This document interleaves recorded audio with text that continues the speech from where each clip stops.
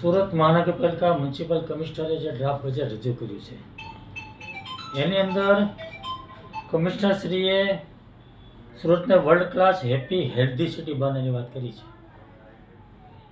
તંદુરસ્ત city, રહેવાલાયક city. આ વાત જેમણે કરી છે બજેટની અંદર, તો મને એ વાતની ચિંતા થઈ કે રહેવાલાયક સિટી તો ક્યારે બનશે.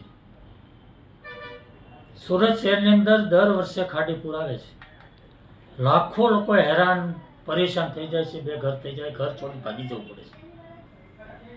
મારો વરાછા રોડ 45-50 વર્ષથી 50 વર્ષથી રહેણાંક વિસ્તાર છે.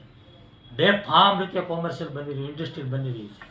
જ્યાં લોકો 45-50 વર્ષથી રહે છે એની અંદર ગોડાઉનો બને, ઇન્ડસ્ટ્રી બને, દુકાનો બને, કારખાનાઓ બને. કેવી રીતે લોકો રહે છે? આજે વરાછા રોડને લોકોને વરાછા રોડ છોડીને ભાગી જવું પડે એવી પરિસ્થિતિ નિર્માણ થયું છે. કોના પાપે થયું છે? લોકો કેવી રીતે સુખીથી રહી શકશે? કેવી રીતે રહેવાલાયક સિટી બનશે? અમારો પ્રશ્ન. મહિલા સુરક્ષાની વાત થઈ છે. પિંક ટોયલેટ મહિલા સુરક્ષા માટે સારી વાત છે, કંઈ વાંધો નથી.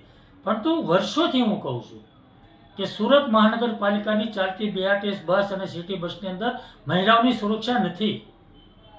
તો આ વાત જે મારી છે, જે મુદ્દાઓ છે, એ બજેટની અંદર સમાવેશ નથી થયો. એટલે બજેટની અંદર સમાવેશ થાય અને એનું આયોજન થાય અને એનું વ્યવસ્થિત આયોજન કરી એનું નિરાકરણ થાય એવી મારી આ વાત છે.